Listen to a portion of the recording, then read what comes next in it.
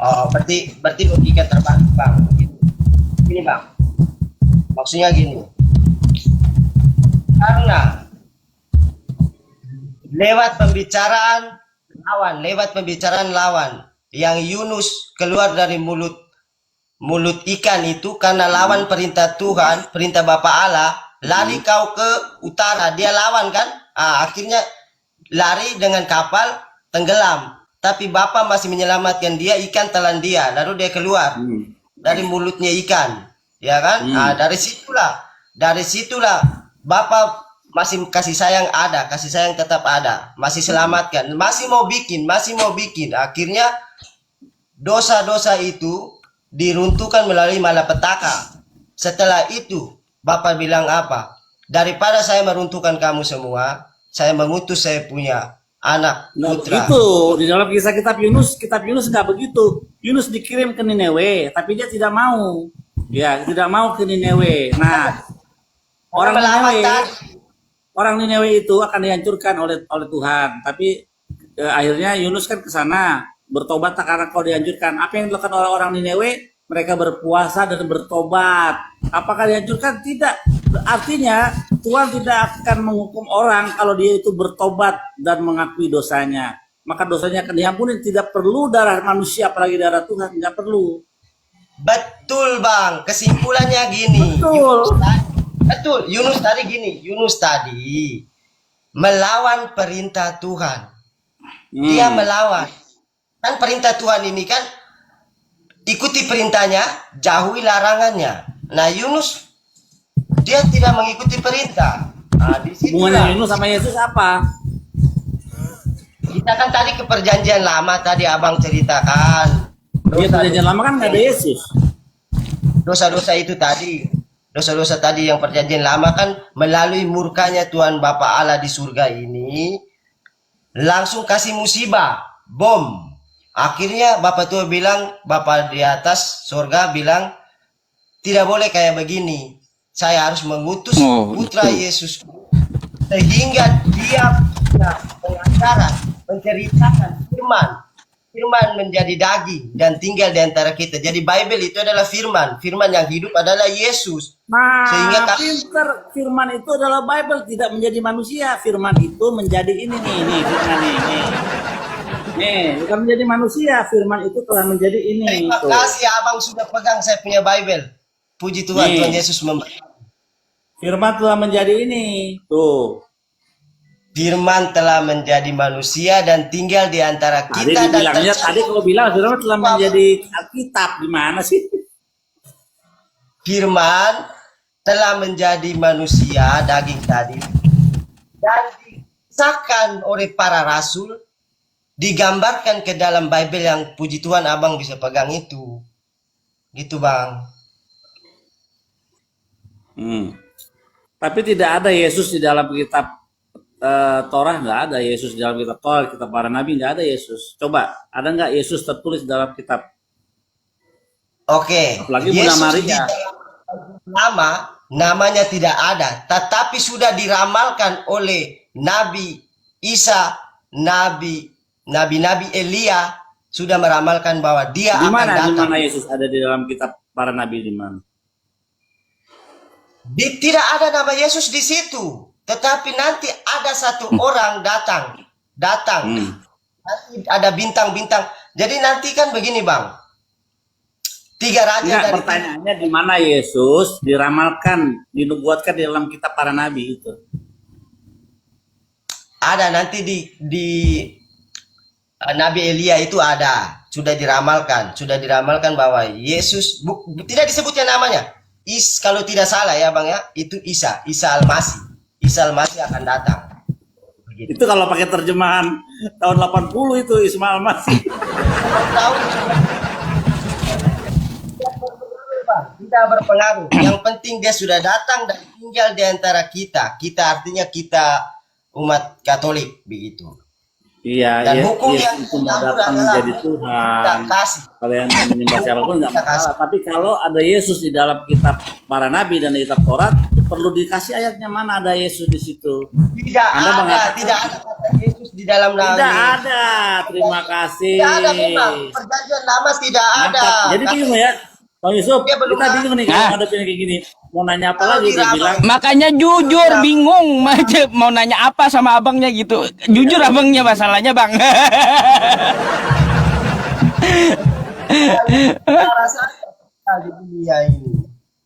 Jadi sesuai cerita kan, sesuai kita punya iman yang kita percaya begitu. Halnya abang orang kan. Gitu. jadi kalau Katolik itu menyembah 3 dimensi. Kalau Ortodok itu 2 dimensi, tahu nggak ikon gambar? Ortodok. Tahu. Kan mereka Tahu.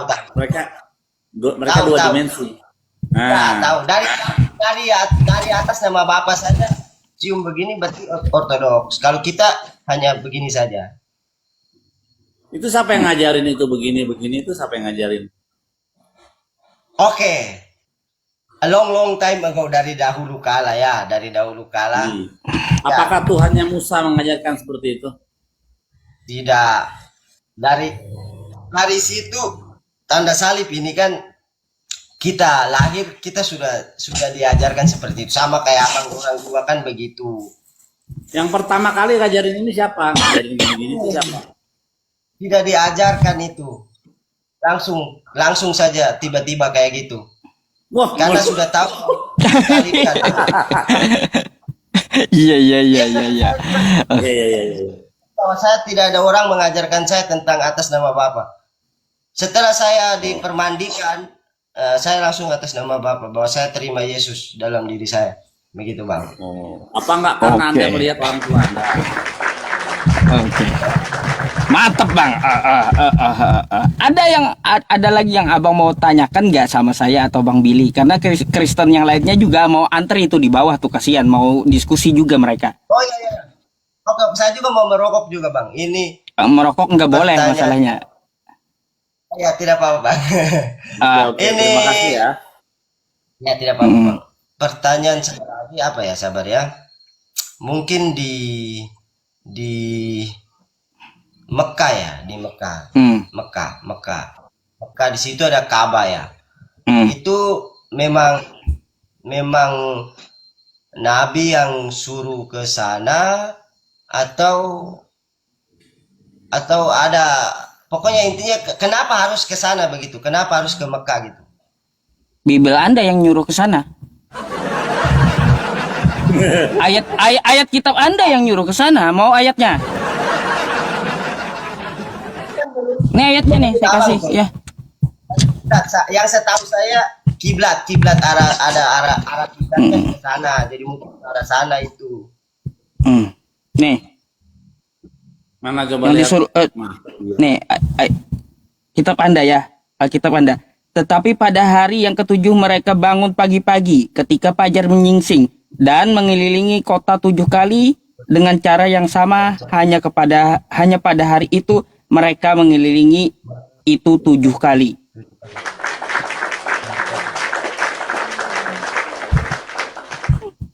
Disuruh ke Makkah Anda kelilingi itu Ka'bah 7 kali. Maksudnya jawab yang serius dong bang, versi abang. Dia marah. Ya iya, ini ada perintahnya bang. Jadi bang, kalau ke Makkah itu, ya ke Makkah itu ada perintahnya. Ada. Ya.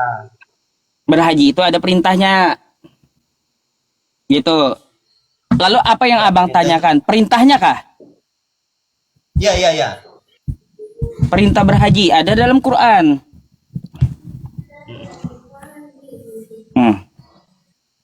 Nih, saya tampilkan. Ini cuma sedikit. Ini cuma sedikit. Saya tampilkan perintah haji. Bikinnya cuma satu. Yang terjemahan bang. Ya. Nih.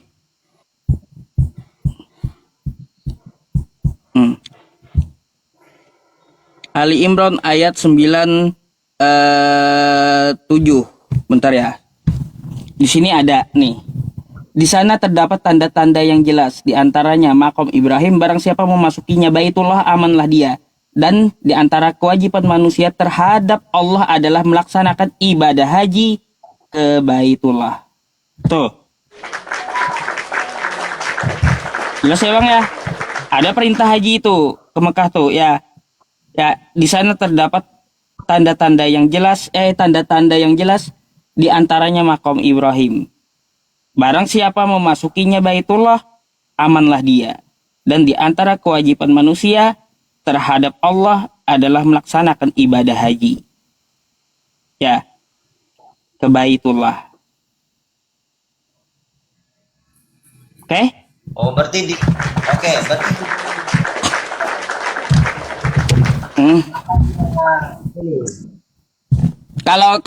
Kalau yang Anda lihat itu Bang, masalah kotak hitam ya di Mekah itu Ka'bah ya. Umat Islam bukan menyembah Ka'bah. Bukan, umat Islam itu menyembah Allah. Ka'bah itu hanya sebagai kiblat pemersatu kemana umat Islam mengarahkan wajahnya ketika sholat. Gitu. Jadi kiblat panduannya Ka'bah panduannya agar apa? Kita menghadapkan wajah kita ke arah kiblat, ke arah Ka'bah. Wa min haitsu kharajta fawalli wajhaka syatral masjidil haram. Dimanapun kamu berada, maka hadapkanlah wajahmu ke arah Masjidil Haram. Ka'bah, bukan menyembah Ka'bahnya, tapi menghadapkan wajah kita ke arah Ka'bah. Itu ada dalilnya, Quran surah Al-Baqarah ayat 144 ya, kalau nggak salah insyaallah. Apa ini?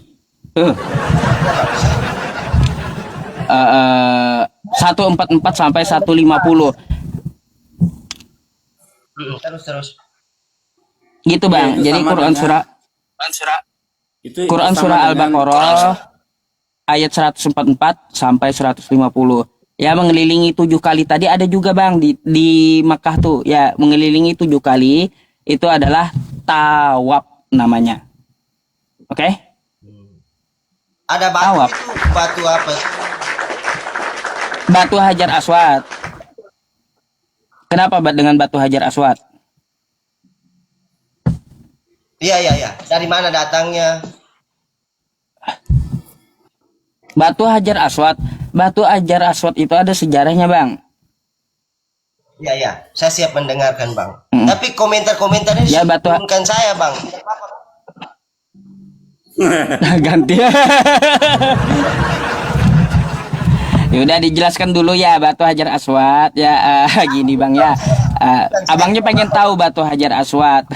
Batu Hajar Aswad itu sudah ada gitu sejak zaman Nabi Adam. Kayak gitu.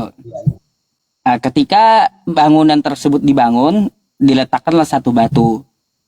Nah, habis itu ya di masa ke masa Nabi Ibrahim datang ke situ. Nabi Ibrahim datang ke situ beserta anaknya Nabi Ismail. Beliau meninggikan Ka'bah. Itu ada di dalam ayat Al-Quran. Quran surah Ali Imran tadi yang saya baca tadi. Nah, ketika mereka merenovasi, meninggikan Ka'bah gitu, ternyata kurang satu batu. Nah, jadi satu batu tadi itulah batu Hajar Aswad yang ditempelkan di Ka'bah gitu. Ditemukan di atas Ka'bahnya. Gitu. Jadi asal usul dari Hajar Aswad. Gitu, Pak. Hajar Aswad. Jadi kita bukan menyembah batu, itu hanya sebagai apa? Sebagai arah wajah kita ke sana gitu Bang. Bukan kita menyembah batunya. Nggak boleh menyembah batu atau menyembah Ka'bah, itu syirik, berhala. Iya da'una min dunihi illa inasa wa iya da'una illa syaitanan marida.